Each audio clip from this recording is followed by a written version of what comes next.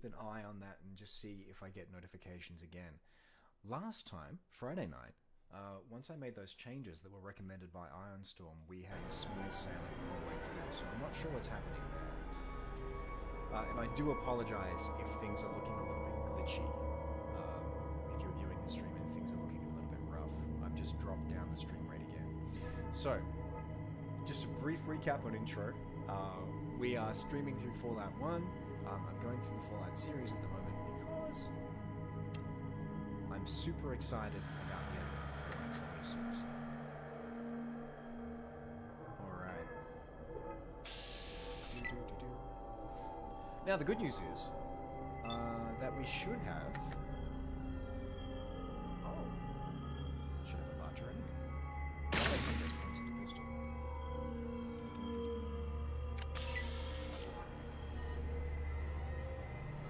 Okay, so it looks like Vault 15 is not going to give up its secrets again. It's a nasty creature.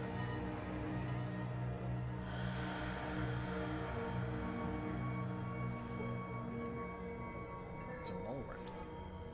They look terrifying in this game. Oh, bears. I'm not even sure they look that terrifying in Fallout 4. I can't shoot you. I can't shoot you. Don't shoot me.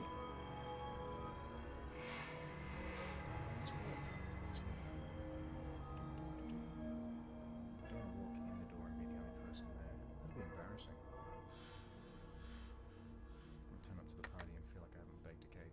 Does that give me a sight line? It does.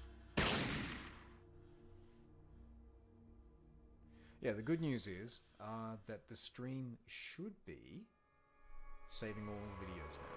So everything's going over to archive, even those short streams like that. Unless that is, it doesn't save short files.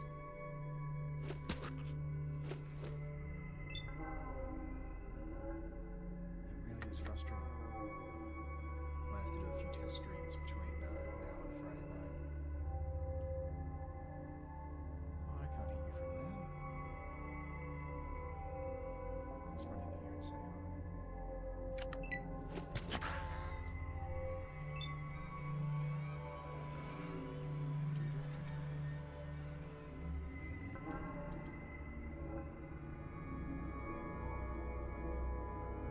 Yeah, I just want to see a few minutes without drop frames before I'm content that that's not an issue. See you in 5 minutes. Please let me know in chat as well if you're seeing issues.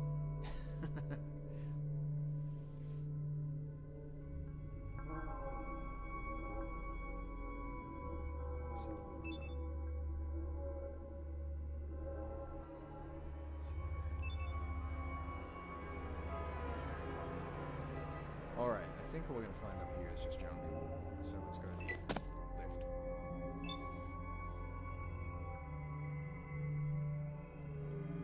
Absolutely, Dr. Koofy, I can indeed. Let me just check first of all what my mic volume is set to.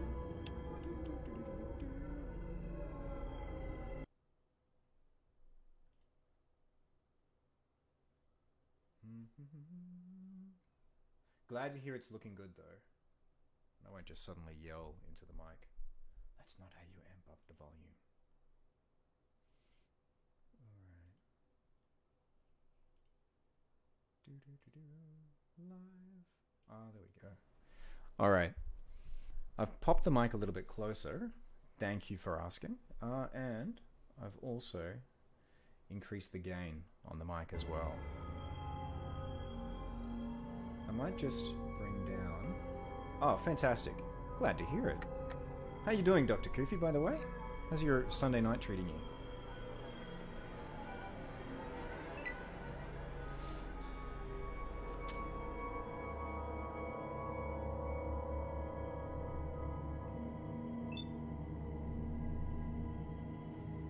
I wonder if I can run away from that room.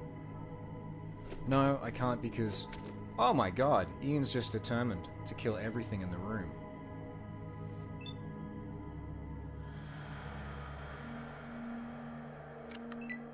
You make one crack about an NXS cover band. Yeah. Come on. Bring it. No, actually, I don't want to talk smack to the poor little rat. He just wants a meal. Alright, let's move a little closer. There we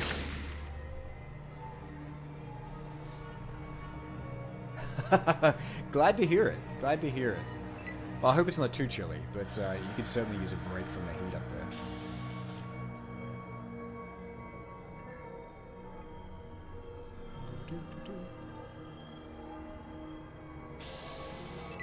Oh, one more rat.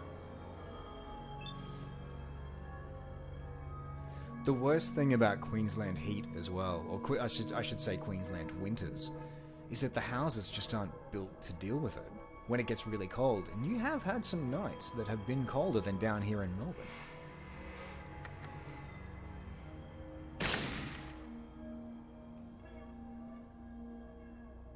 So just to recap my perk decisions from creating the character, Bloody Mess is definitely one of the perks that I chose. Alright, my drop frames warning is down to 6 minutes, so I'm just going to pop over to... And I apologize because it will kill the sound every time I do this. But I'm just going to pop over to the chatbot, because that way I can see... There we go. I can see a little bit more. Oh, 6 degrees. Yeah, that sucks.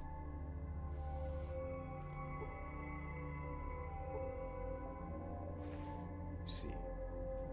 What you talking about? Elevator shaft. It's not easily descended without a rope.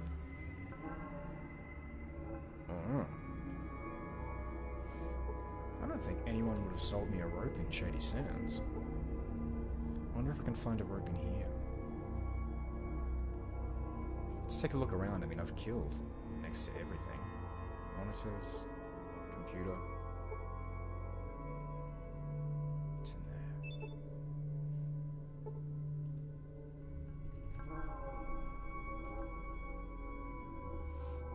I feel like I'm going to be letting the squad down if... Oh, there's a panel. There's a locker. Oh, medical supplies, but no rope.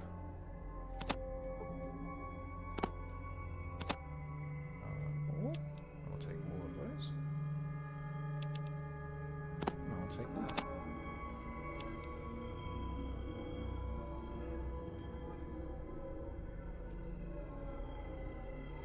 It's the worst thing as well, playing a game that you have played years and years and years and years and years, and keep going, let go. Because you get this itch in your brain where your brain's like, you actually know the solution to that. It doesn't seem to exert as much energy in solving the problem. What about you? Do you have a rope? Research the locker. Flares. I'll take all of those.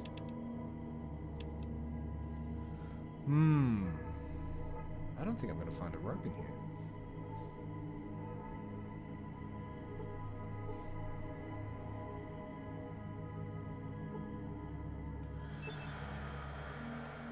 Chair is ruined. This chair is ruined as well. See, computer. So I've substituted wandering aimlessly around Shady Sands for trying to remember. I think I'm just going to go back to Shady Sands and see if I can buy a rope from someone.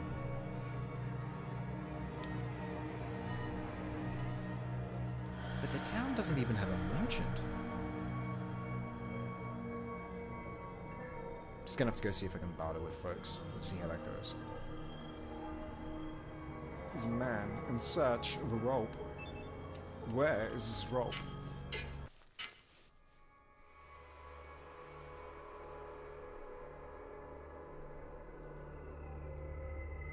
The 2-icon cursor is actually really elegant once you get used to it. How far away is Junktown?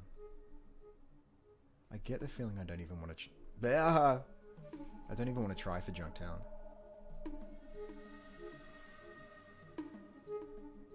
Alright. Yeah. I think we're just going to go. We're going to go back to Shady Sands.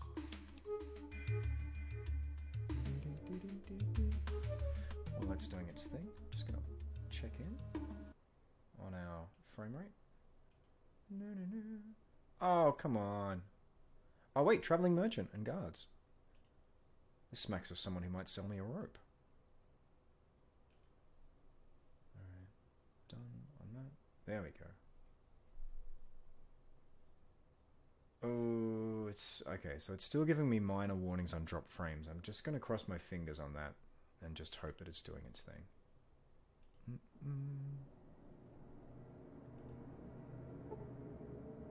See, a wandering merchant of Asian descent. Something you won't find in Firefly. My name's Doc. I'm headed into Shady Sands. What do you have for sale? Sell me a rope.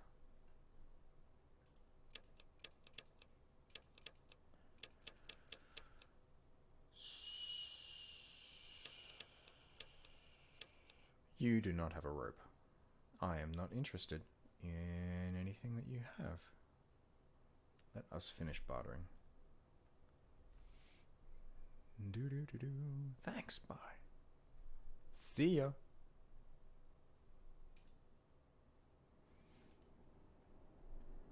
But on the plus side, any conversation that I don't have to shoot my way out of is a good one.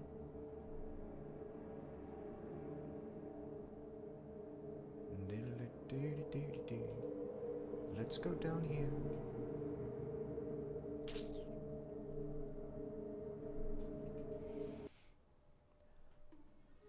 Let's go back to Shady Sands. I do get the feeling that I'm missing something obvious there. Garden? No. Brown pen? No. Entrance. Let's go to the entrance. And let's put away our gun.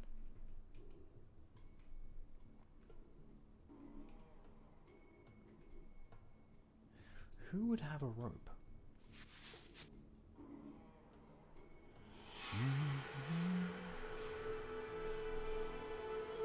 Alright, we might have to wait until morning.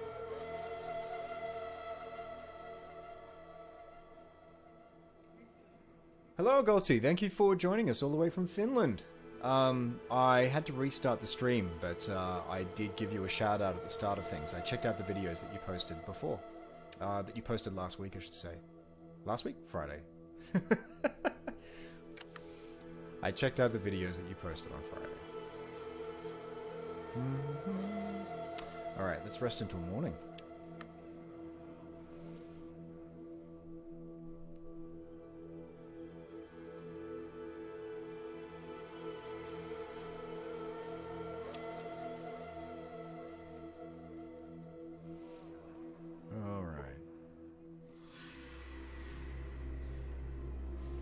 Let's see if we can't find a rope in here.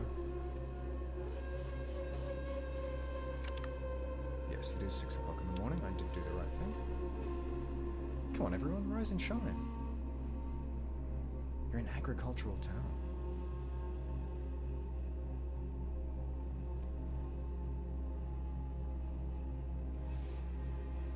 So for those of you still catching up, I'm trying to remember where the rope is, where I can get rope even, to get down into Vault 15.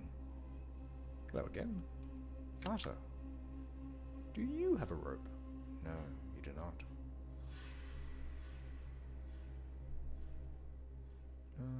Just stopping by.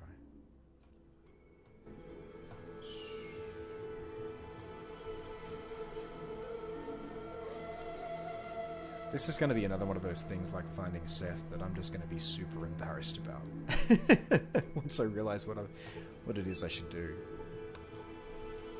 Thank goodness you came. I am in desperate need of assistance. My daughter Tandy is missing. I do not know what to do. Ooh.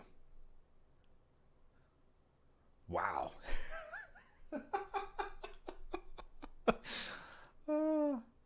And the only response I get is the equivalent, have you tried turning it off and on again? Have you tried to save her? My people are not skilled in this. Already 3 patrols have gone out to look, but none returned. Will you help me? Wrong song.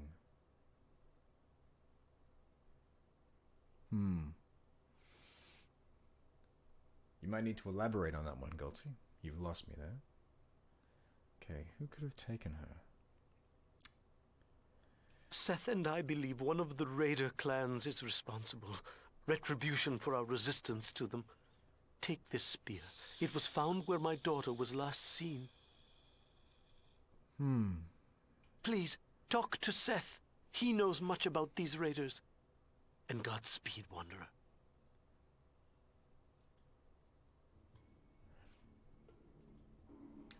Oh, by the way, I have a death counter now as well. You'll see it up the top right-hand side. Over there. And, yeah, the first death that I got last time was by wandering accidentally into a raider camp and disagreeing with them. And so now he wants to send me off to talk to raiders. This will not end well. Thank Dharma you're here.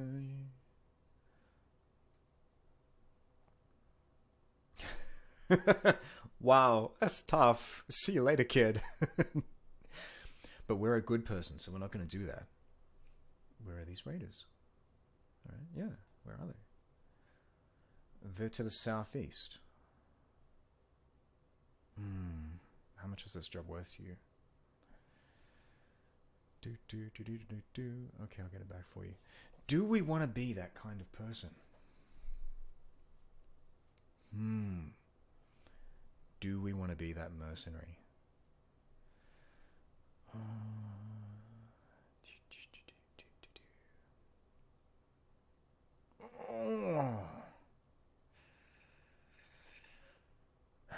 Whatever we do here is going to establish a path for us. I think it's fair to ask Seth how much the job is worth. How much is the job worth to you? The layer line. If money's all you care about, then rest assured you'll be well recompensed for the job. Alright, I'll take care of it for you. But just while we're here... I need more supplies. Do you have a rope? You've got a rope!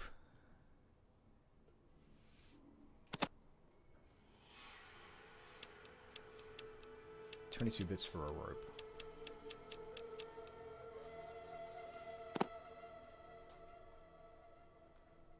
There are no songs in the song queue. Yeah, I haven't sorted out... I haven't sorted out a song queue yet, Goldsy, because I want to look at... I need to do a little bit more reading about what happens with videos on demand and audio just being blacked out. Because with Spotify, there's a thing around rights for streaming versus rights for being able to play on demand. So yeah, there's no songs in the song queue there. The widget is there because of... You can't request a song because it's full.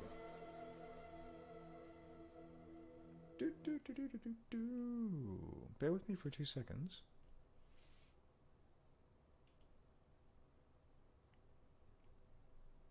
Dashboard.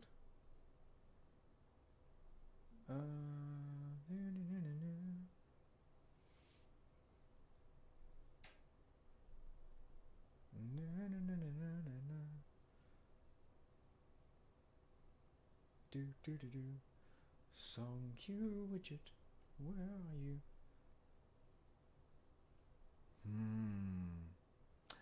I think that's what I'm going to have to look at.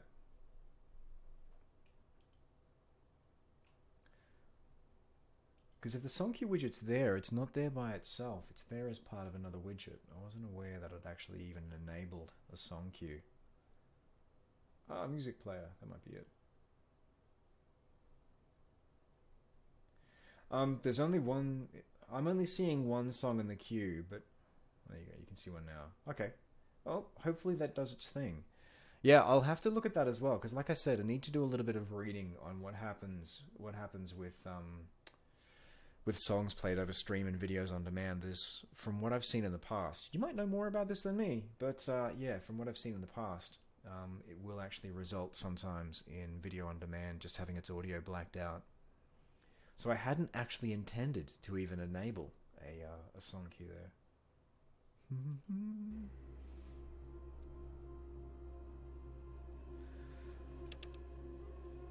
Oh, okay. Well, one stim pack is worth that much. What can I give you? Flares. Let's give you flares instead.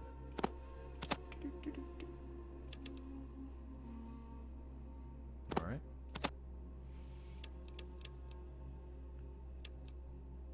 Math being an important skill. 13. The number's 13, Kevin. Done. Now, my barter skill is high, but from memory, the way that it actually applies that is just by giving me better prices automatically, so I'm not going to push my luck there. That's a good trade.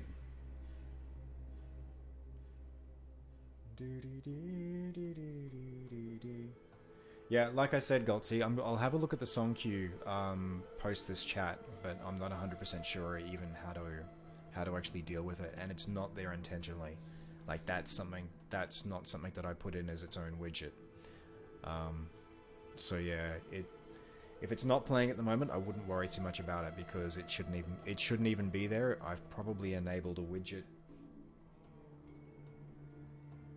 Yeah, that's right, it does. It deletes audio when a copyrighted song plays, but that's kind of the effect that I'm trying to avoid. And I hadn't actually enabled a song request queue deliberately. So what I'll be doing post this stream is just pulling out that widget. I'm slowly sorting out, and I really do appreciate people's patience with this, but I'm slowly sorting out how to work with both the chatbot and with Streamlabs OBS just to get the effect that I'm looking for with the stream overall. So I hadn't intended to put music in there.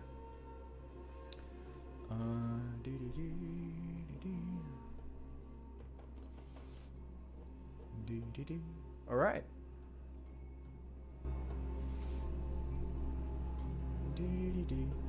Sweet, so we have rope. I'm gonna go rescue Tandy. I really just want to go back to Vault 15.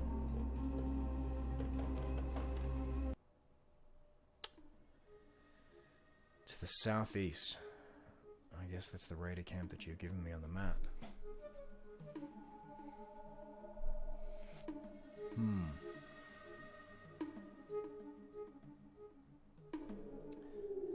Good question, Dr. Kufi. So, the idea that I'd had, seeing as I'm kind of reading through, listening to the audiobook of Oppenheimer's biography at the moment, as I'm looking for a character who's a little bit socially awkward, but is smart and capable. So we've got good science, we've got good barter. So someone who's easygoing and likable. But I've also given the character a high firearm skill with the idea that that's something that they've uncovered as kind of a hidden skill. So I think overall I would like to be someone who is liked. It's always hard with these things to strike that balance. Because I think a little bit of mercenary nature in here is interesting.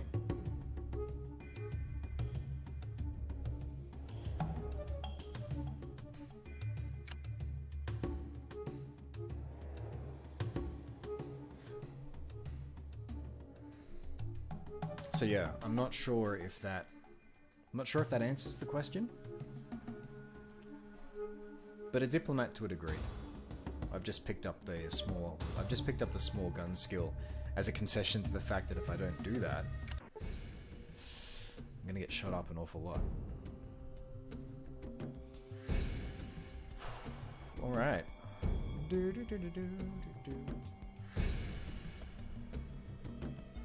It's the great thing about these games, the fact that you can actually approach the game so flexibly.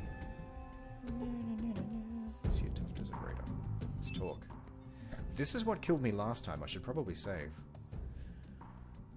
What do you want?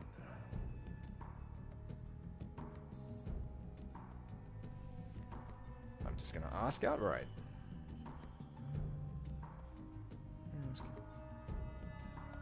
There is a bounty on ahead. Yeah, I think that's a smart play.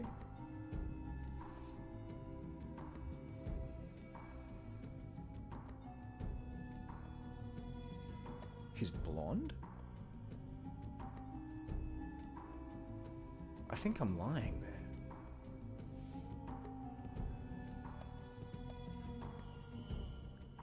She's in the big house, you know, if we took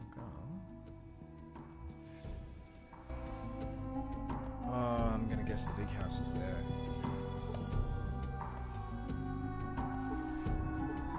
Yeah, I definitely recommend it. I definitely recommend picking up Fallout 1. It's actually super easy to get it working on PC currently through Steam. I'm imagining Good Old Games is the same deal.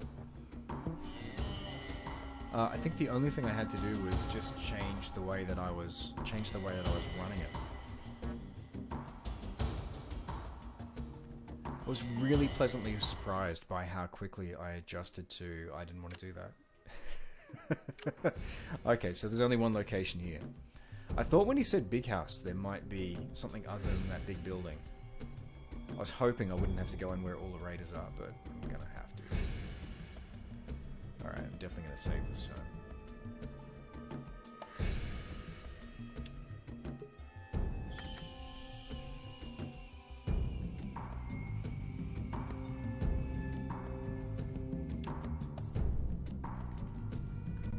Tandy, Tandy, Tandy, I can't let you go.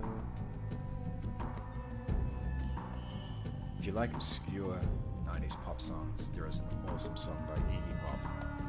And I'm gonna blank on her name, but the redhead from B-52s. Alright, let's see if I'm allowed in the big house.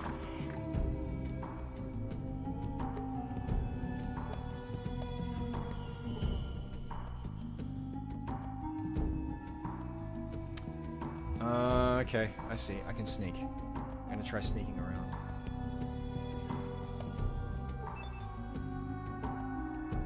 Terribly sorry. Let's close that door for you. Let's see if we can go around the back. Because the last time I went into a firefight here, admittedly, I didn't have 1 level's worth of pistol skill, but I did die pretty quickly.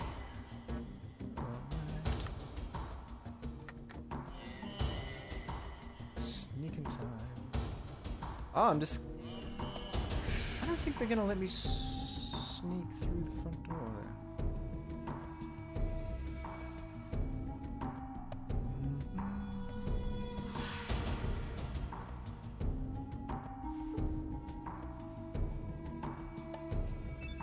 I'm gonna guess that's locked. Yeah, it's locked.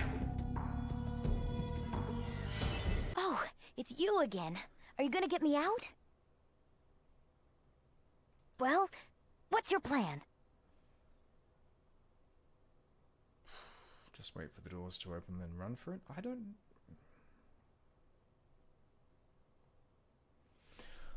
Oh, this is potentially going to end really poorly. But I wonder if we can bluff out the leader of the Khans to say that that there's a bounty on Tandy, and then they open the door and then she runs for it. I think this is going to end in blood. But we can see. We can see what happens. I think this is going to end poorly. Bear with me for a quick second while I try and...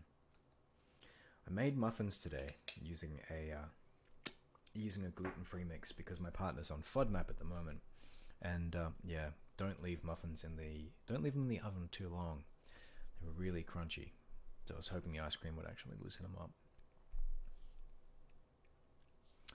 Yeah, I think we're going to do it.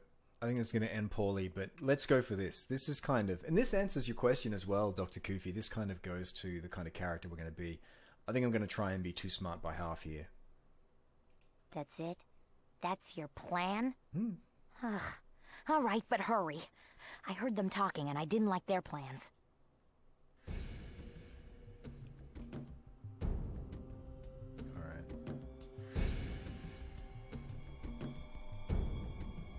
So let's hope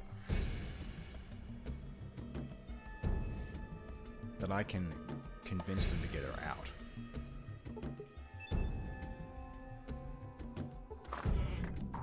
But yeah, this is one of the real charms of Fallout 1, the fact that there are so many different ways to slice each individual situation to try and come at it.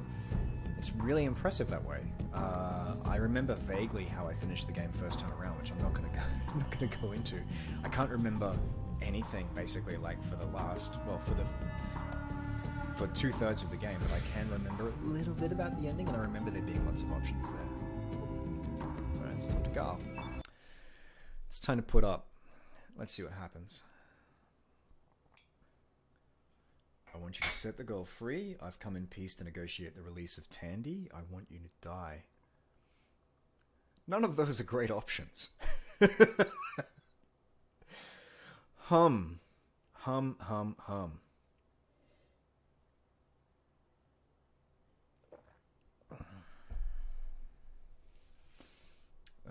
Let's see. I want you to set the girl free. I think that's the most ambiguous. That gives me the most amount to work with. When you set the girl free, what do you offer for her release?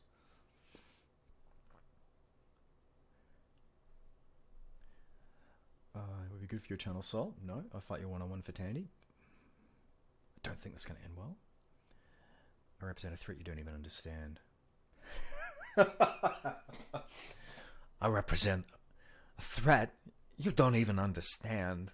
Do you really want to risk our wrath? I will give you something of equal value. I think that's the easiest road to go. Let's try that. Must indeed be valuable. Show me.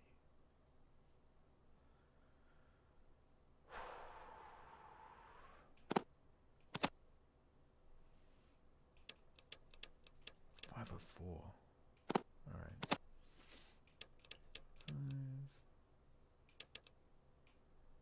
5. Okay. I can do this. 2, 3, 4. 650. There we go. Okay. I'll take one of these back. 550. I think there's a level of chutzpah in getting a bottle of booze at the same time. How much are they worth? Oh. Excuse me. All right, let's.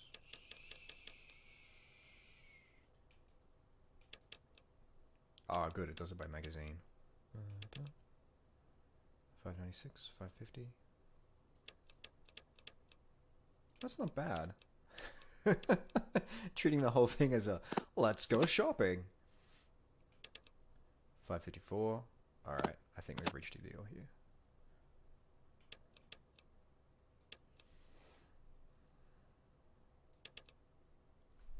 I present to you a diplomat with an ability to win a firefight. Alright, let's see what he thinks of that.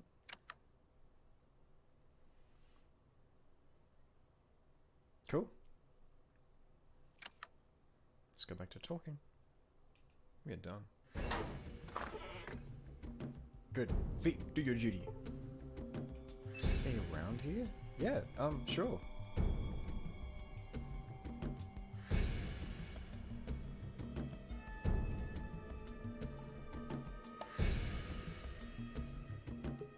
I'm probably going to regret letting go of those stim packs at some point in time, but... Alright, let's have a look-see at how we're doing. Okay, so I'm still getting reports of dropped frames in there. As before, please let me know if you're seeing any issues there.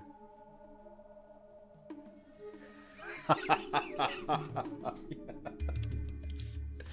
I'll pay that. Yes, you both. Walking out of there. I love doing terrible Christopher Walken. I've realized too, if you love Christopher Walken, oh god, I can't even remember the name of the film. But I think it's Pool Hall Sharks. There's this amazing monologue that he has about a lion on the savannah. And I've realized that to truly nail Christopher Walken as an accent, sometimes he will just go into a growl almost, just this really guttural, intense stretch.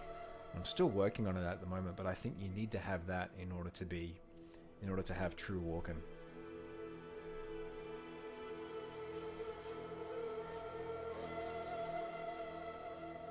Oh, you are. I was worried Seth had gone away. Hey, Seth. Destroying the rad scorpions? I just brought Tandy back. Why, well, the ungrateful. Damn you. Oh, hey, Dr. Kufi as well. Seeing as you're here in vocal, the question for tonight is, what is your favorite apocalypse or post-apocalyptic film? So let me know in chat. I will be forever in your debt for your courage and bravery, Wanderer.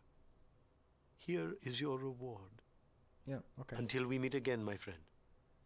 May the water you find in the desert not shine at you in the dark.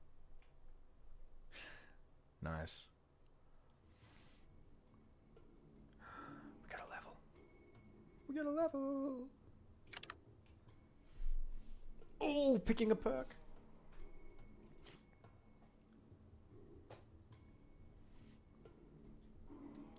So my intelligence is already 7. I wonder if it's worth picking up.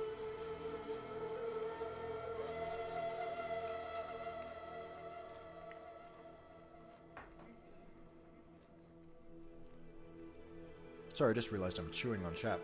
It's disgusting.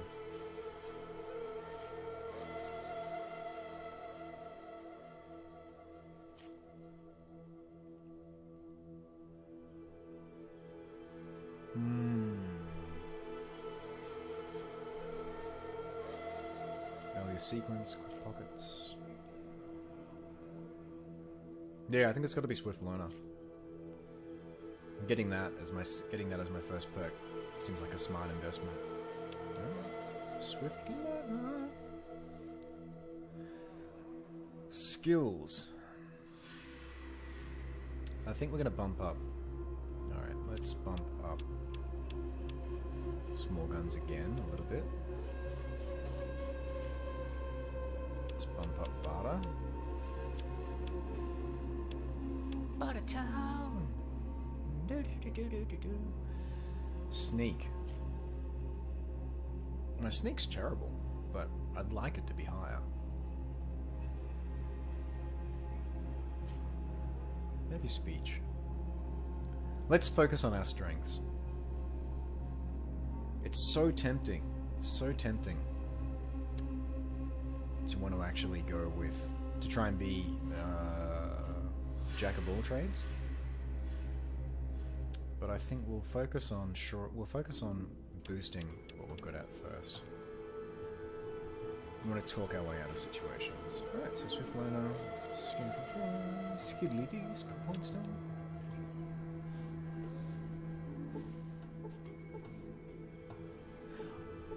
I'm familiar with the title, The Day After, and I remember that mushroom cloud image being shown so many times, but to my shame, I've never seen it, so I'm going to add that to my list. Thank you for the recommendation.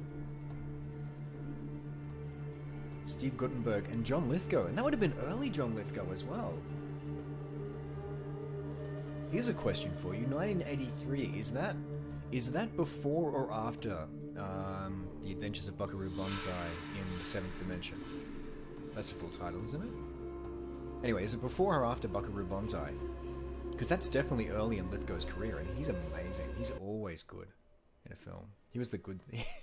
he was one of the good things about oh God, what was that Sylvester Stallone film where Sylvester Stallone he's like a climb assistant, and they're up on the mountain. Terrible. I'm going to be so vague because one of the major cast members of Northern Exposure was in it as well.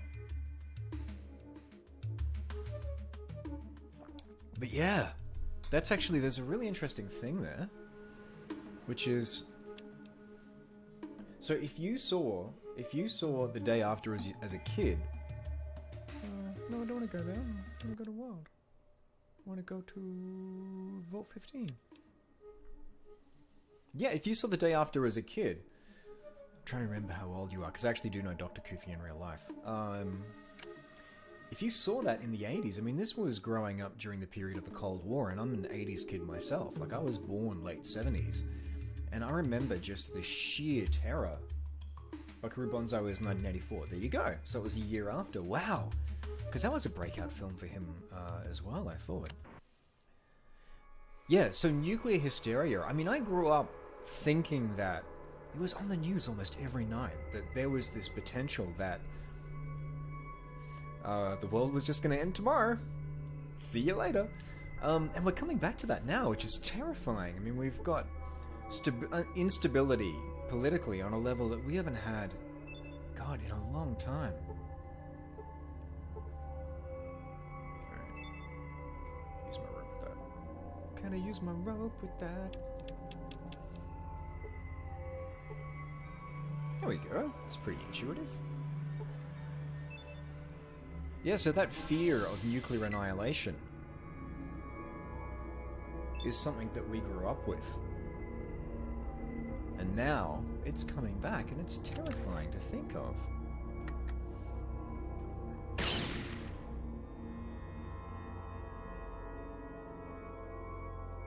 Especially because we've lost the old guard. We've lost the old guard of people who were around during World War II and post-World War II, where there was just this incredible and understandable... Oh, it's a small rat. There was this incredible and understandable regret for what had been done, seeing it as necessary but horrific. And now you've got people who just don't have that sense of proportion to the whole thing.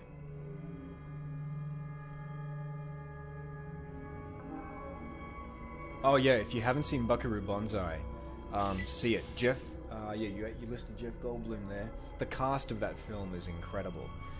It also has Clancy Brown, who, if you're a Highlander fan, was the Kurgan in the first Highlander film, and has gone on to do amazing voice acting in so many things. Oh no!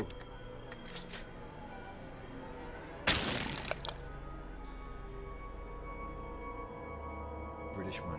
Yeah, there should be a lot. I'd be interested to hear what it is. Like, any recommendations for post-apocalyptic or apocalyptic films. Love to hear them. It's a really interesting shift in tone, too, from the kind of stuff you saw in the late 70s, the kind of disaster films that were much more cheesy by comparison. Towering Inferno, the building is on fire, how will we get out? Which, you know, stuff like Poseidon Adventure, man, that scared the shit out of me as a kid. The idea of, like, being in a boat that is drowning, and you have to get out of the boat. Have to get out of the cruise liner. It's a little more complex than that.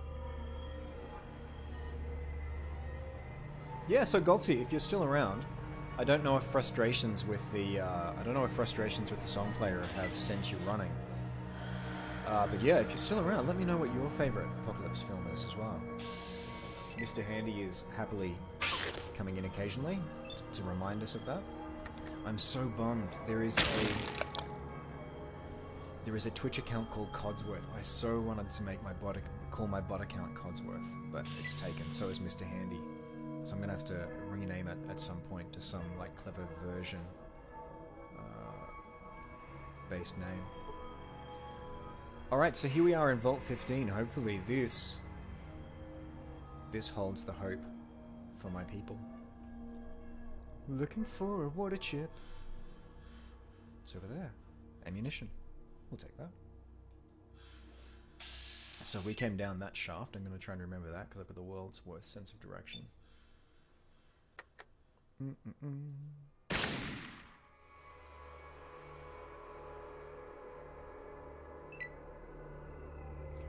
Gotta kill all the rats. I don't want to kill the poor rats. Mole rats, at least. They feel aggressive enough that, you know, they've kind of earned it. But poor ratties.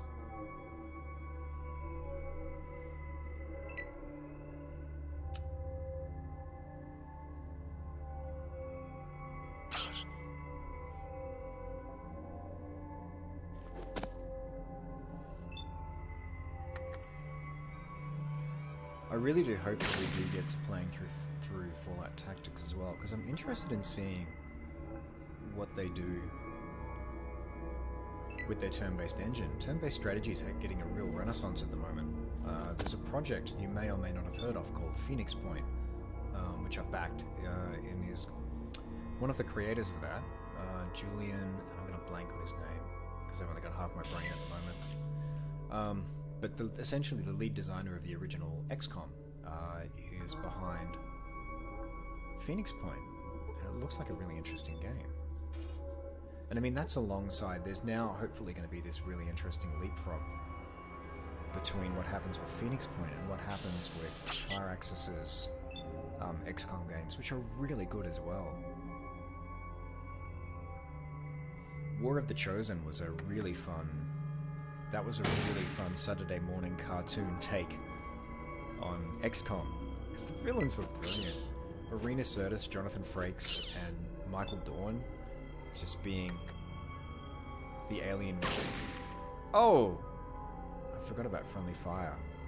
He shoots in a line. It's not just a chance to hit. I can't shoot through him.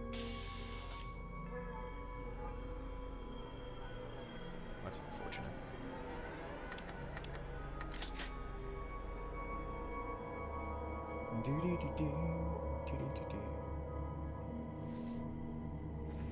I don't think there's anything else on this level. I'm not seeing... Oh. Ratty, I was just trying to get out of your way. No! Now another innocent rat must die. Oh, don't come out and...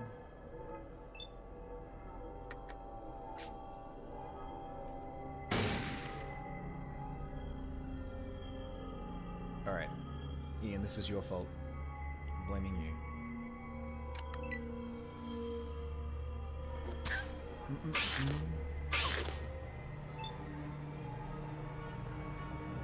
Ian was hit for 1 point. You earned that, Ian. Oh, I'm not going to shoot him again.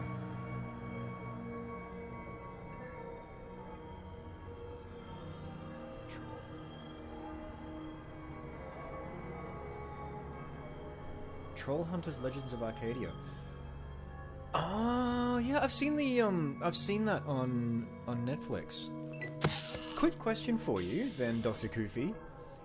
Do you think that that is appropriate for a 4-year-old? Because my daughter wants to watch it, and I haven't had a chance to sit down and watch through an episode myself to kind of get a feel for what it's like, so our sort of default is, unless we've seen it with her, then we don't let her watch it. Oh, see, now I'm wandering out, and I'm trying to find rats to kill. But yeah, Clancy Brown. Oh. Now I'm sad. Anton Yelchin is freaking amazing. If you love his work, there is a movie called Green Room, which has Patrick Stewart as, I kid you not, like a British white supremacist, and it is amazing. Okay, thank you for letting me know. Yeah, I think she just liked it because it has a really cool hero image on Netflix, but we weren't sure about the content.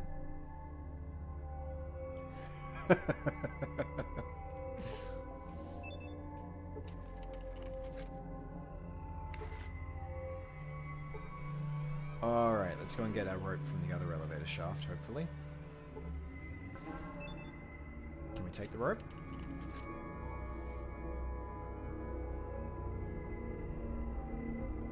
Are you seriously going to tell me I need 2 bits of rope? What can I do? Never mind.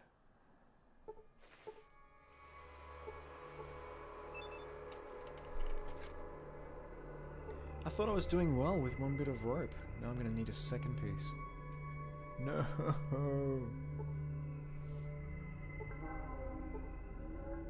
I feel like I'm the world's worst. Pool Hall Junkies, that's it. And yes, the speech is on YouTube, and it's incredible. It is incredible. Alright, there's got to be another piece of rope around here. I'm not going to go back to Shady Sands and say, hey, does anyone have another piece of rope? I'm kind of out. Oh, by the way, Ian, get out of the doorway. Come on, out. Oh, good. Now, see what you've done, Ian? You've made me go and kill a rat. Because you moved out of the way. Because you were doing your dog meat impression. There we go. Come in the room. Come in the room. Can't shoot anyone there.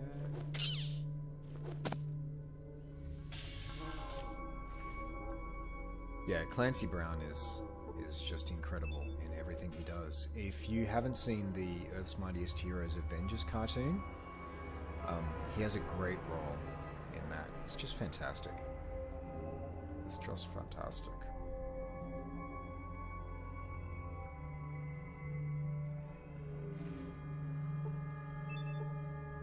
No! Very old post-apocalyptic poo.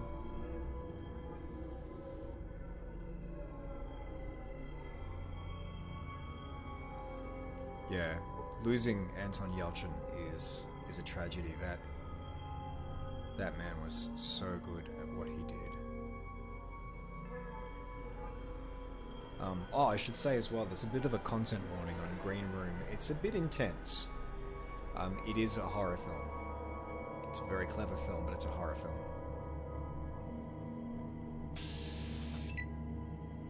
I refuse to believe that you're going to make me go all the way back to Shady Sands to get another piece of rope.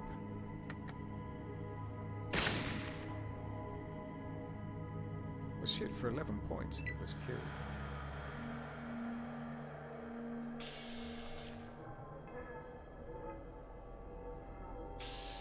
Is the video looking okay now, Dr. Koof? I haven't looked back. I've decided just not to look back at any missed frames alerts. In the hope that we're doing good now.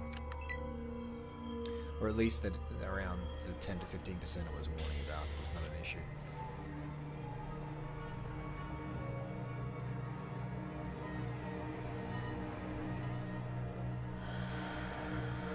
Some spooky ass music.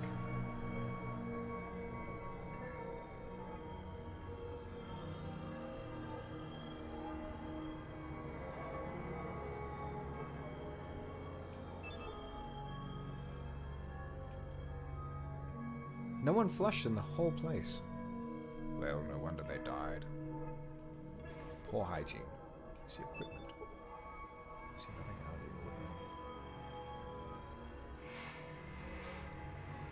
Computer. Computer. Make it so.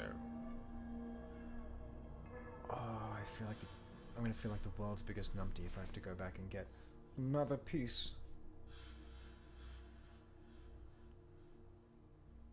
Got it. Okay. And is that pixelation occurring on everything, including the camera, or is it just the main graphics? Because the actual graphics for Fallout 1 are very pixelated, so it might just be that. But if you're seeing that on the camera as well, then that's an issue on my end.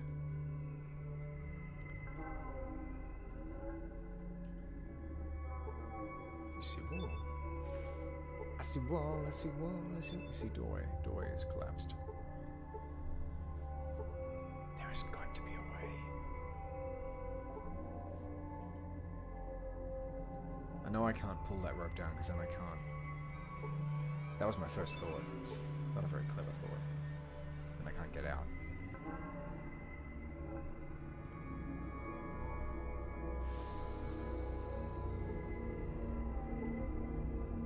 See, elevator shaft.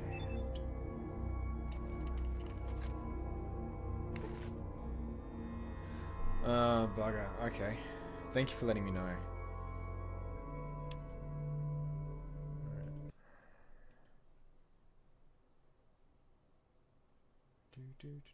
Settings. I'll just try and drop that audio video bit. I'll see if I can drop it further then. 2, 3, 50. That's such a pain. That is such a pain.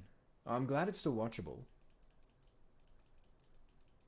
But yeah, our last stream. And last stream I was doing this with something else competing for bandwidth as well. But last stream what was I going to say?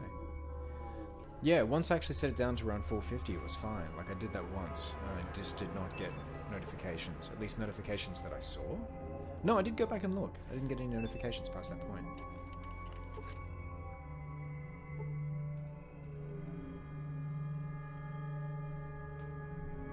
I gotta go back and get rope again.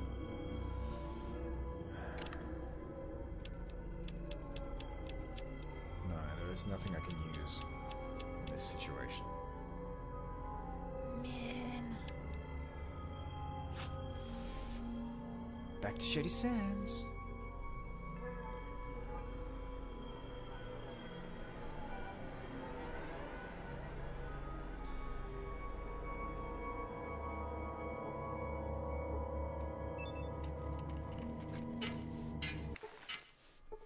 Yeah, Pool Hall Junkies also has Chaz Parliamentary in it, which he's always worth watching. And now that sadly watching Usual Suspects is a little bit problematic, thanks to Mr. Spacey's presence, it's good finding films that you can enjoy him in. Alright, let's go back to Shady Sands.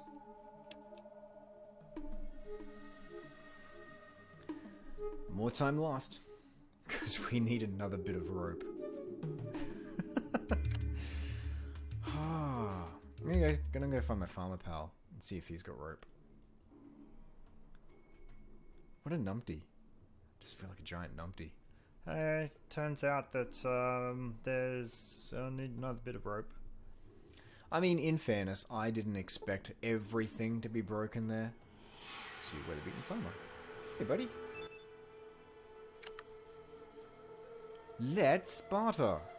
I don't want fruit. You don't have what I want. Do-do-do-do. Nothing, thanks. Alright.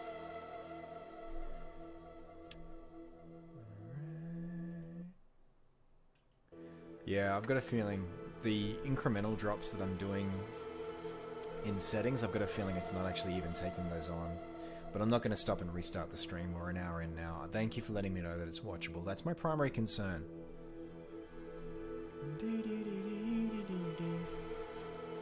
I imagine that might be a factor in people popping up and not staying, but you know, what can you do?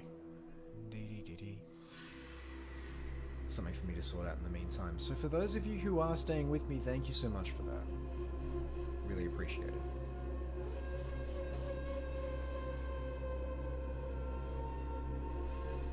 I imagine it would be a lot more difficult if it was, say, an FPS or a 3D game. You peasant. Very judgmental. Just very judgmental there. Alright, from memory, my farmer pal is the only person there I can talk to, so I'm going to see if I can trade for some more rope. I feel that time ticking. I really do. I want to get that counter off my back.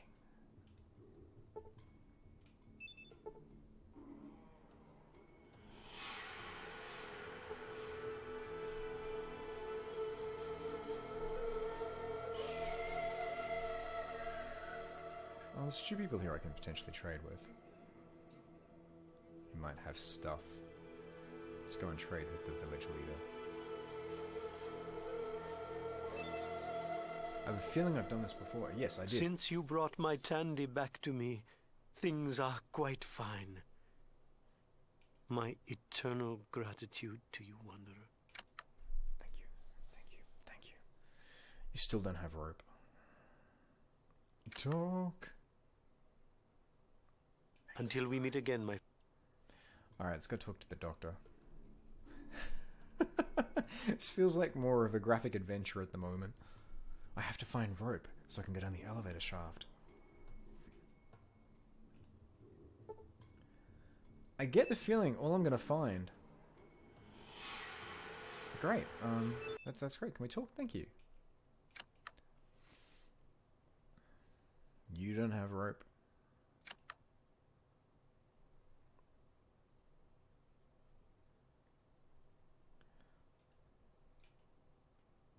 I mean, I guess in a way you can say that finding rope is kind of a post-apocalyptic problem. It's a very important resource.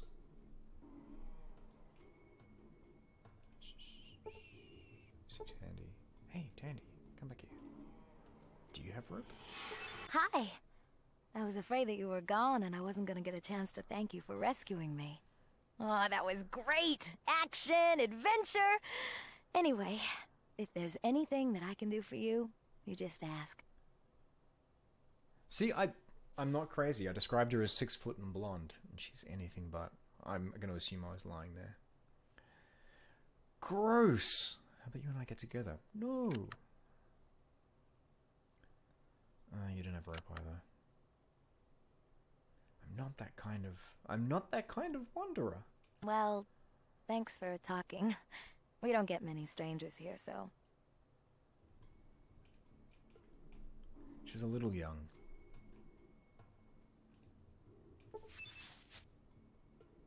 Hey, Seth. Have you replenished your supply of rope?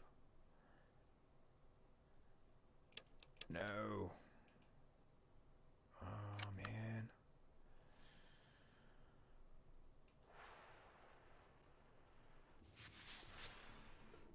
I think I'm gonna have to go to Junktown. I don't think there's anyone else I can trade with here. What about you?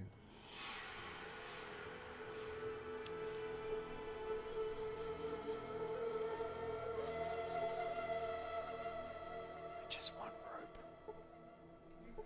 I'm not going to steal from the guardhouse. That seems like a bad idea. Ian, out of the way, please. So, if you're just joining us, the question for tonight, Mr. Handy's popped in a little bit earlier with it, is what is your favorite apocalypse or post-apocalypse film and why? And I will share mine at the end of the stream, if you hang around. And if you're curious. Other than that, we are currently looking for rope. I think we're gonna have to bite the bullet. And leave Shady Sands. I still don't have armor. I'm gonna have to bite the bullet and make the trip to Junktown. This is gonna hurt so badly. I think we're gonna get that death counter up.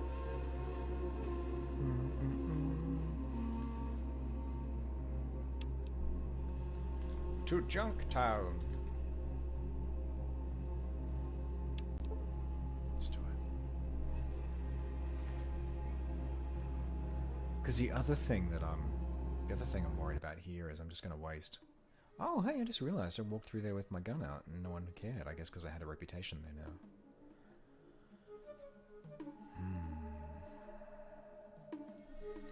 Let's go on down to Junktown.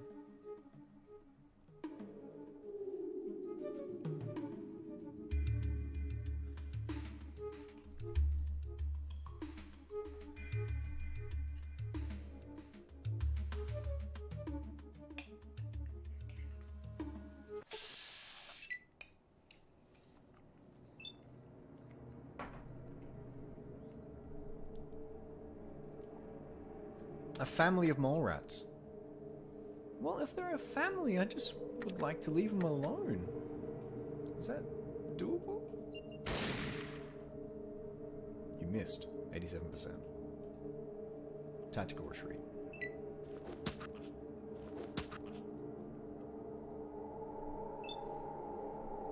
In the eyes for 2 points. Ah!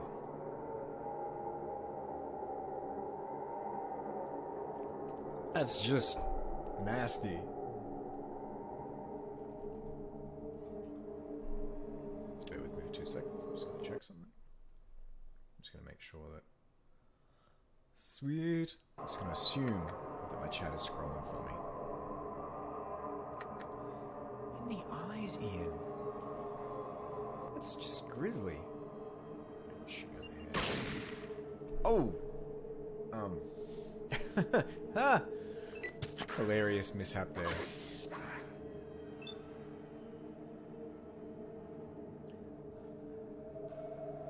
Hopefully.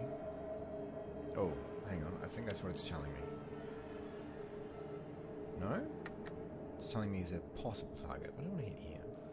I'd like to not hit Ian.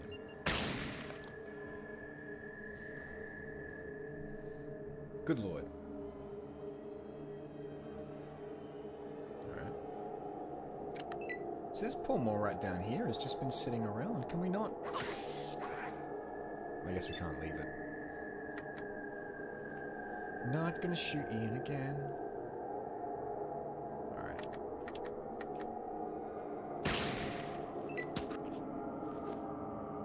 Another alternative to Fallout as well, if you were considering picking it up, Dr. Kufi, if you wanted something that was a little bit more modern in terms of presentation, there's also the Wasteland 2 Director's Cut, which was released a few years ago, which I've heard described as Fallout with more interesting combat but with less interesting writing. God damn. Okay, so that skill's kicking in. Has anyone got some stuff?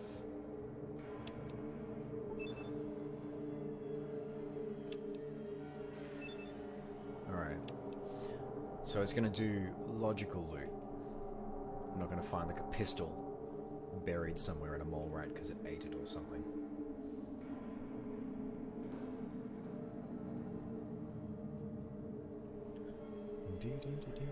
Come on, let's go. Running.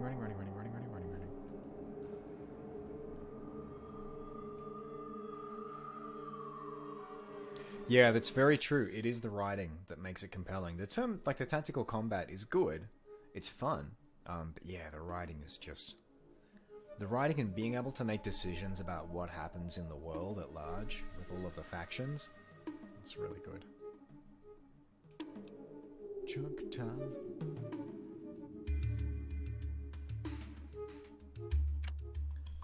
We made it to Junktown.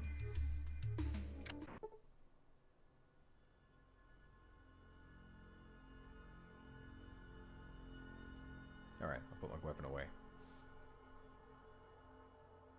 Threads. Shows the effect of a nuclear attack on Sheffield, England. Sweet, I'll check... I will try and check it out. Do you know if it's available on YouTube or digitally? I'm guessing for some of these older films that trying to find them in less accessible ways... Oh, sorry, trying to find them online is a little bit more difficult. Alright, we're going to put our gun away. Start a fight, it's your fault. Other than that, it's right to go around. If you start a fight, it's your fault. Other than that, it's your right to go around armed. Just don't pull a knife or a gun without cause. Okay. I can do that.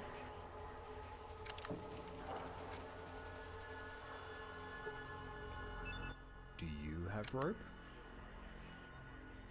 No. Go to Junktown, go all that way. Oh, wait, oh, close, come... Gates are closed, come back in the morning. Alright, let's see if we can speech our way in. Sorry to say so. Oh, yes! We speeched our way in! See? Talkity talks. Oh, yeah. You see a heavily muscled, scarred man with a mustache. It's Danny Trejo. No, it's not. He actually did have a part in, I think it was Fallout 3, though. So what's there to do around here? Killing Darkwater Store, you can do some trading. Alright, so I think we're headed there. Scum pit, just don't get too rowdy. Okay, bye.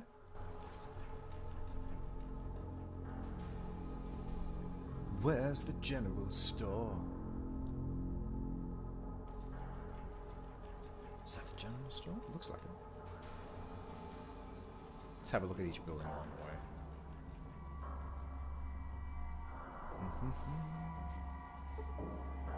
Junktown Guard. This must be the guardhouse. See, I'm good there. I can infer. That's the hospital. So yeah, apologies if that's still a that's still pixelating there, but hopefully you can see, I can just see on my monitor, that it's the hospital. Junktown at night is a very empty experience.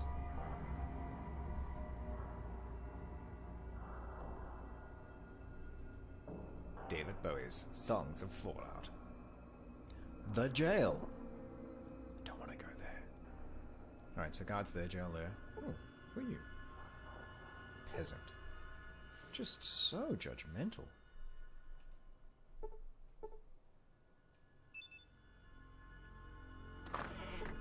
Junktown at night.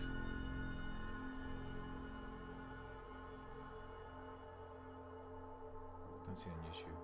Alright, cool. I'll check it out. Yeah, I imagine it being a documentary style film would just make it all the more terrifying. Just presenting those facts soberly.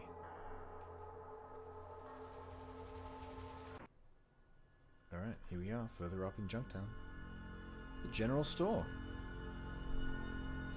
Now, I'm guessing this is going to be closed. But let's have a look. As soon as we... He's just a man traveling to Junktown because he wants some rope. Great. Okay. Alrighty. I'll just do the pre-release midnight queue thing. I'll just wait here until morning. Rest until morning. 119 days left. I just feel like I haven't used that time well so far. What have you done? I was trying to find rope. Alright. Now it's over. Where is Killian Darkwater? See Junktown Guard. Someone... There must be someone here who actually wants to sell me something.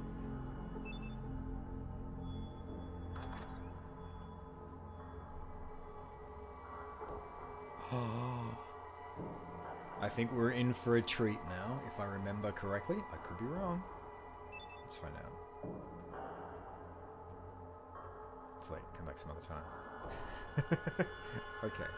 We're not in for a treat just yet. That's why there was no one who was going to serve me. Alright. Good boy. It's time. It's 6 o'clock. 2 hours?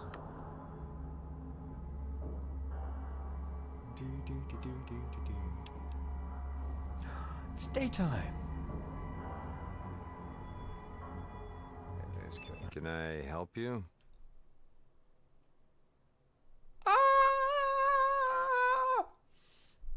Let's go for some more dialogue here. The name's Killian Darkwater. I'm the mayor of this fine town. And who might you be? Ladies and gentlemen, Richard Dean Anderson, MacGyver himself. Jacob. Well, Junktown's not much, but it's home.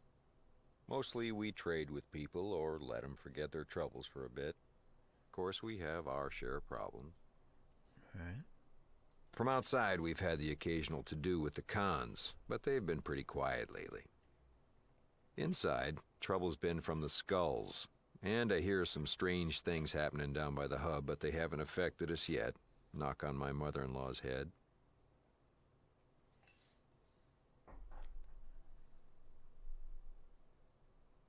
Well, Junktown's not much, but it's home. Oh, we got tons to do. The Scum Pit's on the east side by the entrance. Great drinking place. Gizmo's is near there. And if you're hurting, Doc Morbid's your man. That's so good. There's a real talent in being able to just offhand a line and not make a meal of it. Thanks. You own the store? You bet. May not be as big as some in the hub, but people usually find what they're looking for. Take a look around. Oh yeah. Mother-in-law burn. Yeah.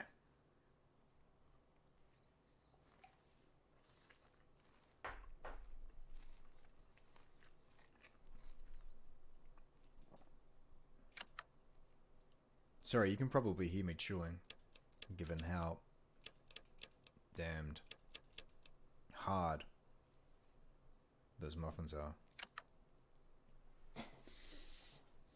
Alright. So, I'm gonna guess that Can I help you? I want to buy something. That's what... No rope. Oh, come on, man. How can you not have rope? This is what is going to kill the people of Vault 13. The search for rope. How are we going for ammo? 61 rounds. What do we got here? Armor piercing. Jacketed hollow point. We're using jacketed hollow point at the moment. I think some armor piercing would be a good investment.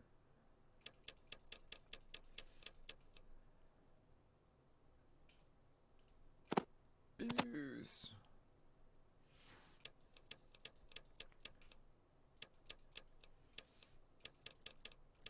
Where's my coins? 85. And I love that you can use numeric keyboard on that. It's a small thing, but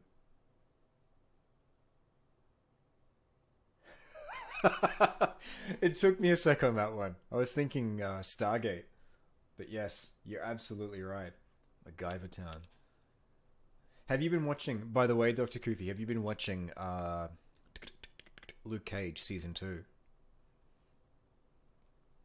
There's a character in that who has a surname of MacGyver, and that's all I can think of every time. I just expect him to just bust out like a down-home homily. Oh, you're killing me. No rope. Well, I got some bullets.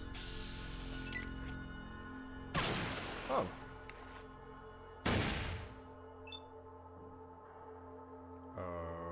Okay. I think we might do something about that.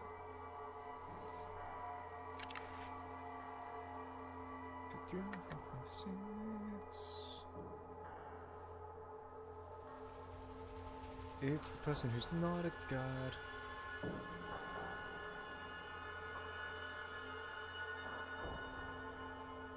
Yeah, it's really good. Structurally, it's an amazing show. Luke Cage season 2. Well, there you go, Kenji. I hurt you. Let's all take chunks out of the person we don't like. I'm just going to walk up and put one in the back of his head. It's cold, but... Seriously? I can't hit you from that? Let's try again. 2, 3,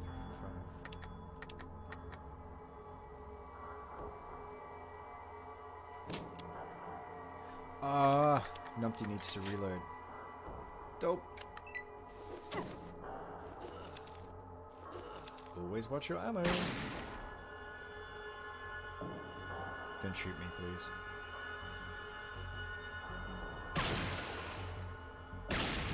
Oh, there we go. Yay! For helping Killian fight the assassin. And we very quickly put our guns away. Did the assassin have a rope on them? I'll just see if I can quietly take that. There we go.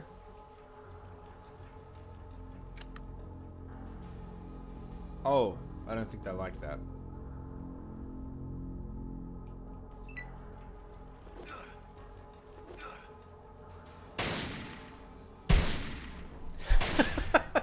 And then I hit... Oh no. Oh no. And then I hit the mic as well. Oh, I don't want to have to fight Gillian Darkwater. Oh. Oh. I guess I should have realized that they would take... Oh, This is not going to end well. I think we're going to see another death on the counter here, folks. I'll just leave Ian in there. Bye, everyone. Oh,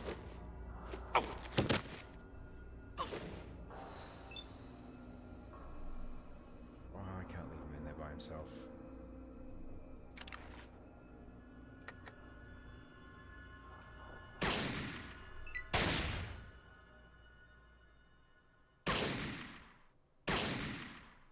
This just does not end well.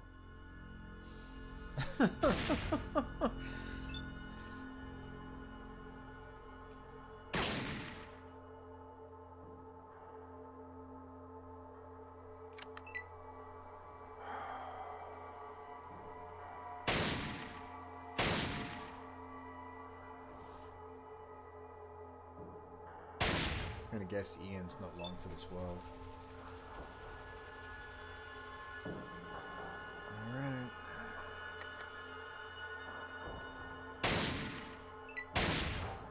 Missed it 92%. Yeah, you go outside, Ian. I like Killian. Okay. I'm gonna see if I can play this out as just as a horrible, terrifying mishap that I just have to live with.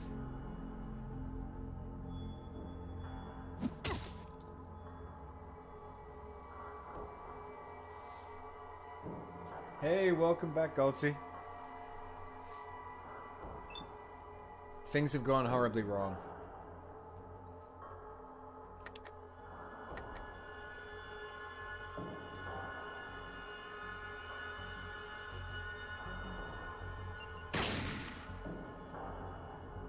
Things have gone horribly, horribly wrong.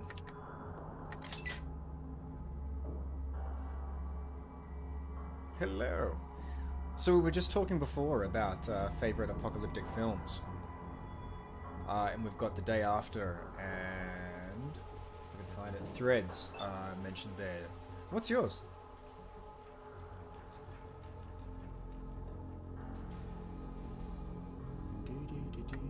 The Moment. This is my apocalyptic film. I did not love my odds of taking out 3 guards.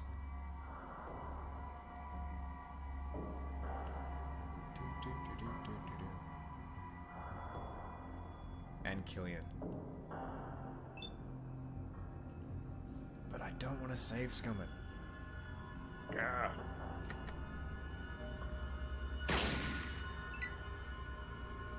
Taking out 1 guard. My Little Pony Equestria is awesome. My daughter watches that, and yeah, it's a good show. Quality writing.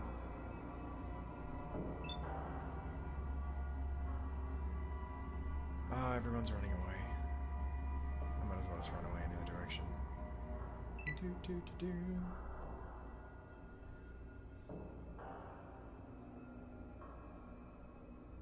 Yeah, I don't think I can diplomat my way out of this one. And combat.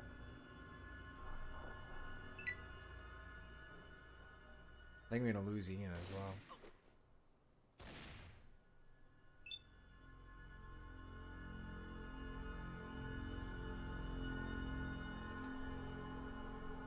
Will it let me out?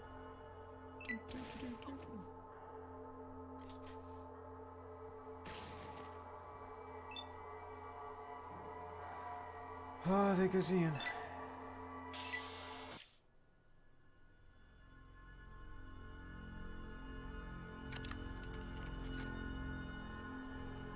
Oh, dearie me. I kind of want to have to live with that mistake now, if I can.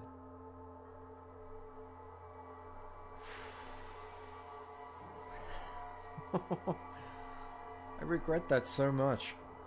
Because Killian's awesome. And now he's not going to talk to me. I mean, he doesn't have any rope in his store. But, alright, you all walk back in there. I'm gonna go to the casino. I've lost Ian. I think that's gonna really hurt. I think that's gonna stick.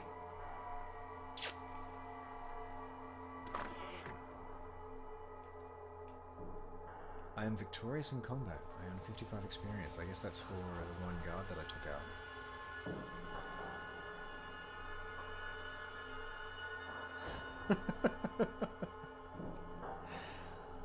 Oh, that's just... That's hilariously bad. Alright, let's go have a chat to Gizmo. Killed your assassin? I got in a shootout with Killian. My friend's dead now.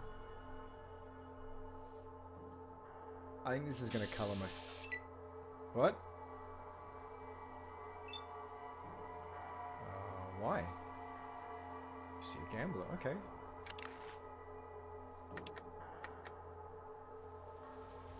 Who would class this as your future?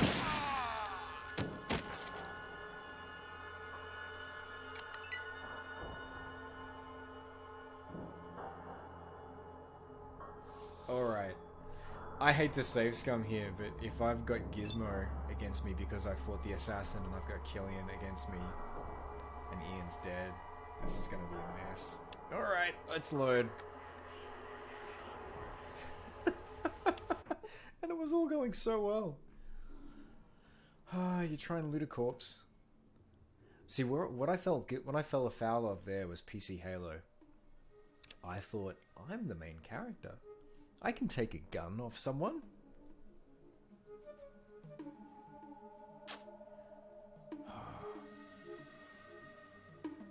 Alright, take two, going back to Junktown. Let's count that as a death.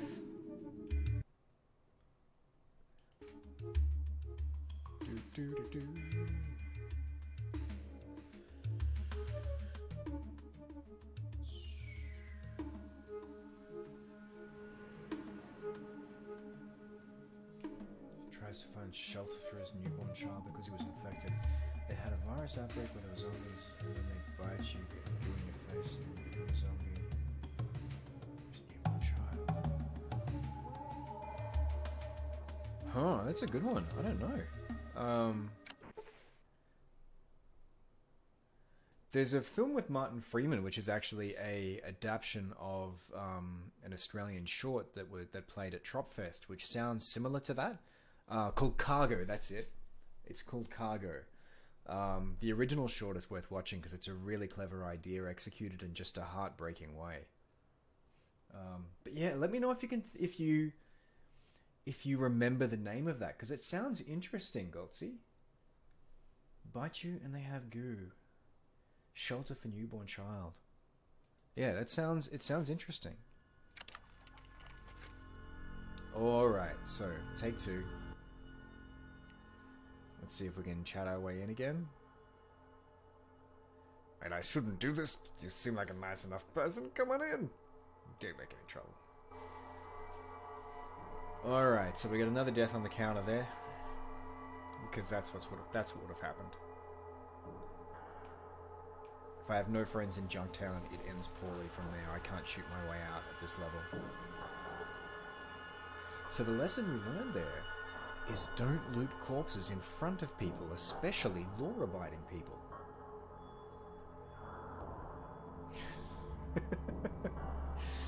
Well, we get to enjoy Richard Dean Anderson again. That's something. Alright, let's rest until the morning. Yeah, Dawn of the Dead 2004 didn't have a newborn. They had a pregnancy during the film because Zack Snyder. Although, I mean, it was a good... I thought that was a pretty solid remake. But yeah, it has a zombie pregnancy, which tonally is amazing. Every time anyone talks about the pregnancy, you can just see on their faces that they're like, we can see how this might go, but we don't want to think about it.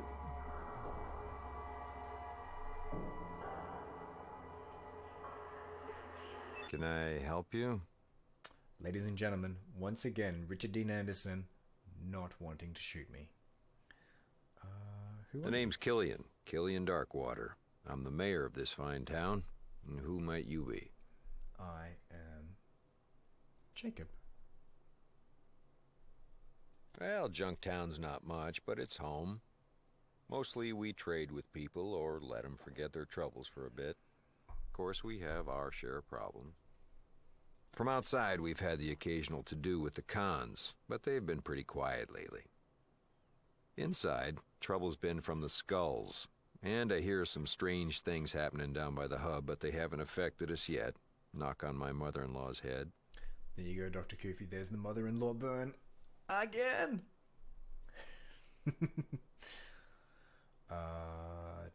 You bet. May not be as big as some in the hub, but people usually find what they're looking for. Take a look around. Not if they're looking for rope. Can I help you? Do you have rope this time? No. Alright, we'll do the same thing we did last time. Let's get some armor piercing. I don't need booze.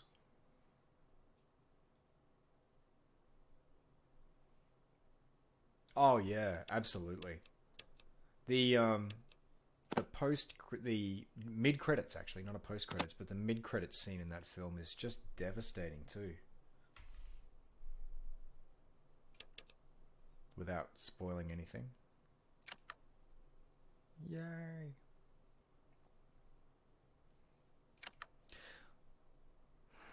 Alright, so no rope.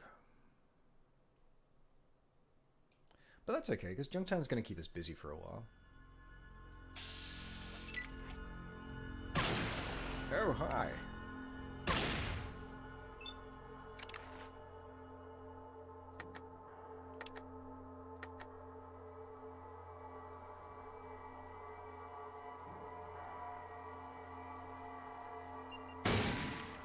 Not trying to be funny there, just a higher percentage to hit.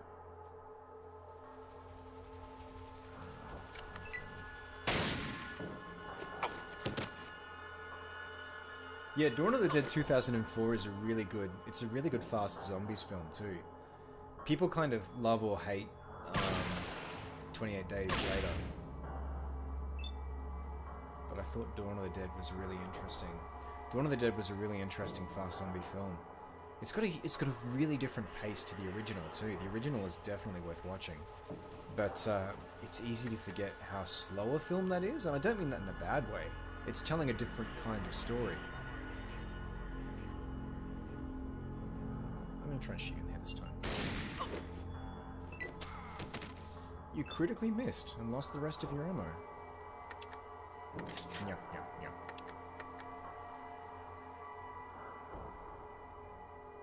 I can't even reliably see who I'm shooting there. To trust that. Oh! He's dead.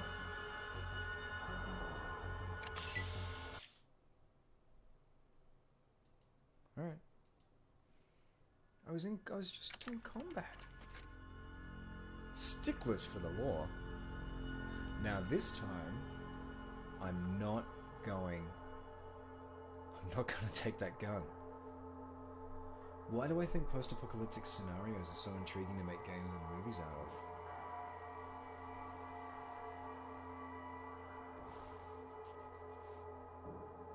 That's a really interesting question. I think there were a few reasons, and to be honest, this is something that I don't have all the answers for, and I'm really interested in. I'm digging into this at the moment, like trying to look at the psychology of it as well. I think with some films and some premises, Fallout being one of them, it's a recreation of the frontier. It's a new space to explore.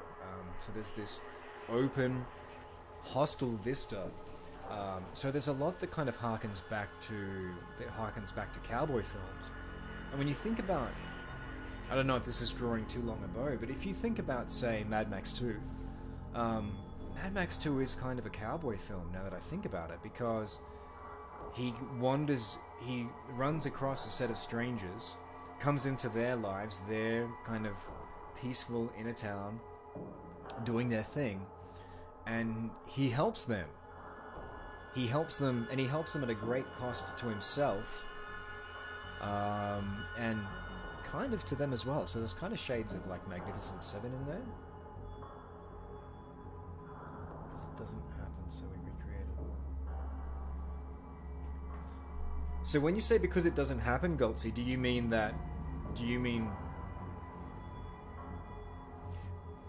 because we don't have that as a reality, we kind of explore it as a fictional thing, because we don't sort of have it in our lives? Say, for example, by comparison, cyberpunk has kind of dropped off a little bit as a genre because it's really hard to chase the edge of futurism with sci-fi nowadays, with technology catching up so quickly. But yeah, I definitely agree with the prepare for it aspect of it. Okay, cool. I'm glad I got that right. And yeah, I think that's definitely a big part of it. I think there's an aspect of it where we tell ourselves these myths about who we would be in those scenarios, so we kind of get to think about, you know, I think everyone, well, at least a lot of people I know have, like, you ask them, what's your zombie apocalypse scenario? What's your plan? And they'll be able to tell you, well, I reckon I'd do this. So I think there's something alluring about having all civility, all rules, all supporting infrastructure just being stripped away, and like, what do you do? Who are you when that happens?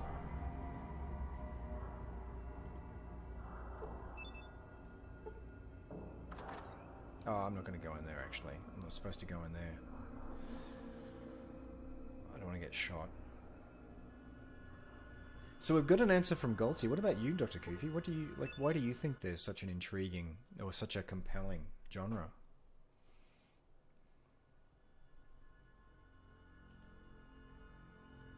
Looking for some info.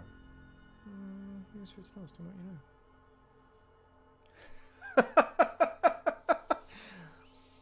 I know you're $50 poor. That's beautiful.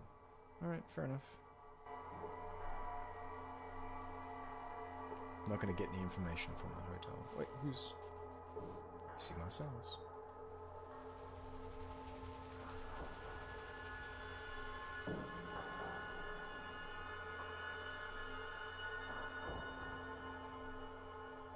There's a really interesting theory that David Brin, who's a science fiction writer, has posited as well.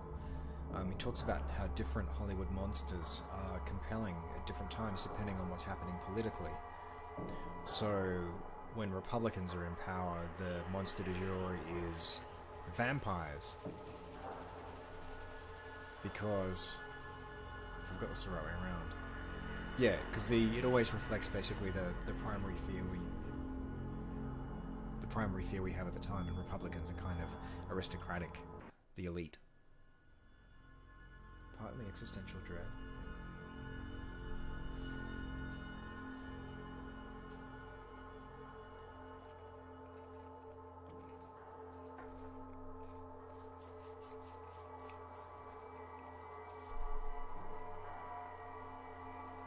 Yeah, I think that's really true. We tell ourselves these stories that we could become this amazing kind of person with everything else stripped away from us. Book of Eli is a great example of that.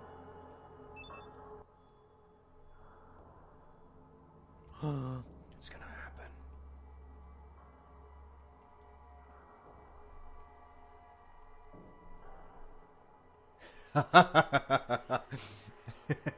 What did this traveler look like? Alright. The guy was tall, dark-haired, with a little graying around the edges, dressed all in black leather. Oh, that's beautiful. And carried a shotgun. It's Max.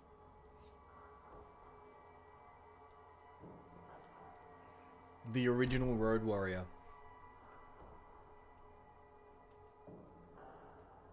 He had some funny accent. The dog was his constant companion, following him everywhere. Appreciate it, awesome.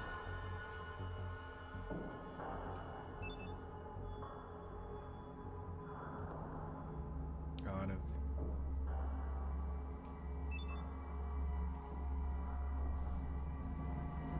Yup, it is indeed.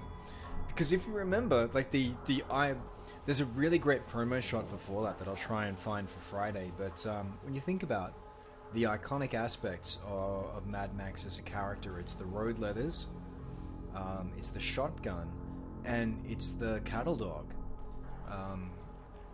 which they didn't revisit in Fury Road, and I guess it probably would have been a little bit too derivative to have that in there. Or actually, did they? I think it might have been in the promo shots, but a really bad thing happens to his car in the opening. So they're kind of like, well, let's get rid of these things that are like the archetypal parts of like what you think about when you think about Mad Max. So they fuck his car off like straight away. So I can't even remember if the dog is in the. Can't even remember if the dog is in Fury Road. But yeah, that's where dog meat comes from.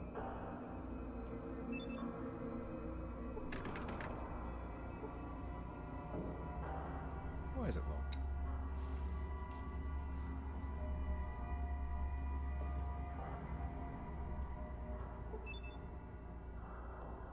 See a door. I think I'm gonna get shot opening doors and going in and wandering around.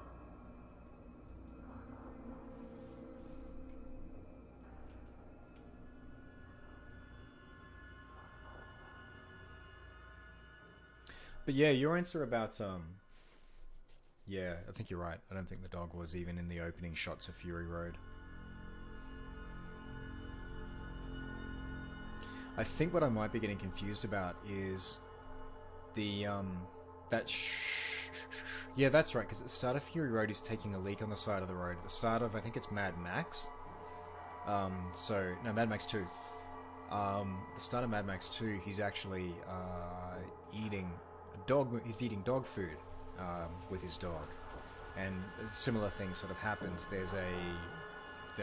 raiders come and they drive off. It's a very exciting description of Mad Max. Raiders come and they drive off. See boxing guard. Gustafer. What's gonna happen up here? Sorry, no boxing today. Here's the next match. Try again tomorrow. Soul will be boxing then. Who's Soul?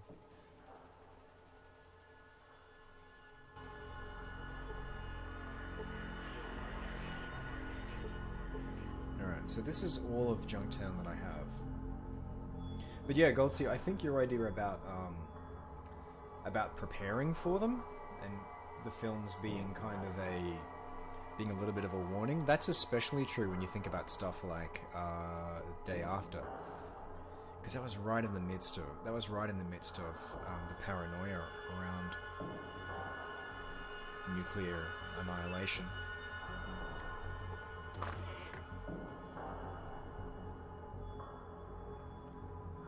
I want dog meat to follow me, but I think from memory I need to actually get some. I need to literally give him some meat.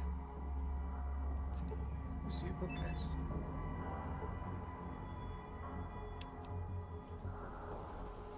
I want to be careful because I don't want to get done for stealing again. I might go to the general store and see if I can find something to feed the dog.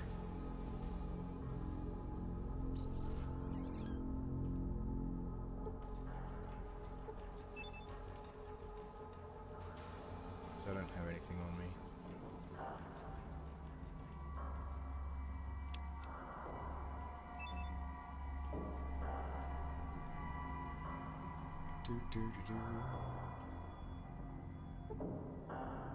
See a peasant. Again, so judgy. I'm not going to go into gizmos because I'm going to get shot.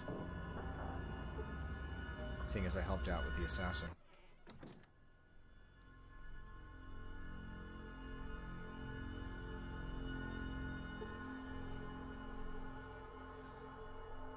So we're now in search of a quest as well.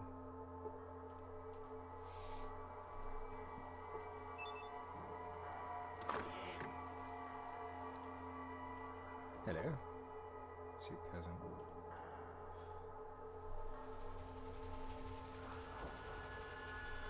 There should be some things we can do in Junktown to keep ourselves amused. Scum Pit's probably open at night. Dark Waters General Store.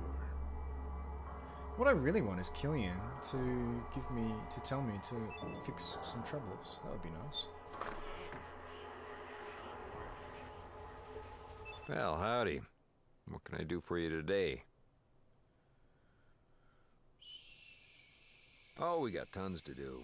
The Scum Pit's on the east side by the entrance. Great drinking place. Gizmo's is near there. And if you're hurting, Doc Morbid's your man. Well, that's a damn fine coincidence. That's what this store's here for.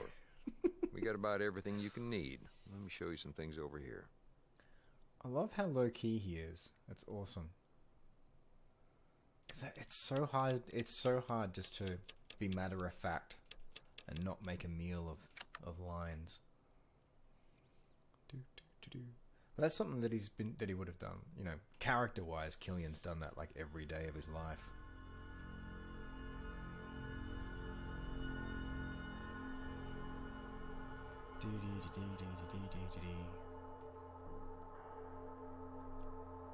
See if we can find Doc Morbid.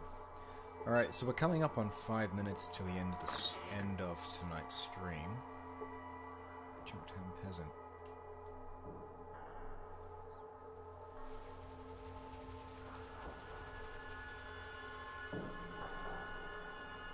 So, it's probably a good time while I'm wandering aimlessly around Junktown. We'll see if we can find Doc Morbid at the same time. So I did say earlier that I would share like what my favorite post-apocalyptic film is as well, and for me, it's really hard to go past The Road. And the primary reason why is to do with the adaptation, because if you read the book, it is utterly depressing, like in a really good way. It's a really well-written book, but it's so depressing. But what Viggo Mortensen does with the character that he plays, so he plays the father in The Road. If you're not familiar with the film, structurally, again, without spoiling anything, it centers around a man and his son, and they are traveling in an environment where, and they don't really spell out what happens, but it's basically a nuclear winter. We're already dead. Yeah, so it's a nuclear winter. Everything is dying, like everything is dead, really. So there's this amazing popcorn crackle, like when they're going through the forest, of just trees off in the distance. Just every now and then a tree will fall over because everything is dead and dying. There is no green anywhere. And one of the things that Cormac McCarthy does really well with his characters is he's great at showing competency in just moments of the film. And there's one thing that happens early on in the film, and it brought me... Saying it brought me to tears sounds a little bit hyperbolic, but it really moved me, where he and his wife, who is only in the film for a relatively short period of time, but they kind of look at each other after the event occurs, and the first thing he does is he goes and he walks to the bathroom and he starts filling the bath with water, which is, it's such a smart thing, and it's not played for anything big, but it just displays competency and a level of cool-headedness in the moment that just tells you so much about a character, because something has just happened. Like, let's assume it's a nuclear apocalypse. So they've just seen the Flash. And so the first thing he does is like, right, well, the thing we're going to need is potable water. So he just starts filling up the bathtub before running water stops working. There's an amazing moment in No Country for Old Men. I'm just running laps now around Junktown. I'll do a little research before next week, just around where to find that rope. Before Friday, just so I'm not running around in circles, and where Doc Morbid is. Yeah, there's this amazing moment in No Country for Old Men as well, where you just see in Josh Brolin's character just this moment of competency under extreme pressure, where there are these attack dogs, giant Rottweilers, just coming at him across a river. He's just sitting and stripping and reloading his weapon because it got wet, it's not going to fire, and so he knows that he can't fire the weapon until he's done what he's doing, and his hands are just moving so quickly and carefully. There's no trembling or anything like that, and it's just something that really tells you something about the character. Alright, so thank you for turning up and spending a couple of hours with me. I really appreciate it. I hope you enjoyed watching me wander around the wastes. It's been an absolute pleasure hanging out with you. So I'll be back Friday night, 9 p.m. to 11 p.m. at the same time. I will have sorted out what I'm doing around song playlists. Goltzy, I'll do a little bit of digging in the meantime and see if there's a way that I can get that working. That's going to work for everyone involved, because I understand that, like, while I'm playing, watching music is probably something that makes things a little bit more watchable for you all. What else? And I'll have a new question for Friday as well. So again, thank you so much. It's been an absolute pleasure spending a couple of hours with you, and I look forward to continuing the Vault Dwellers journey once we figure out what we can do in Junktown.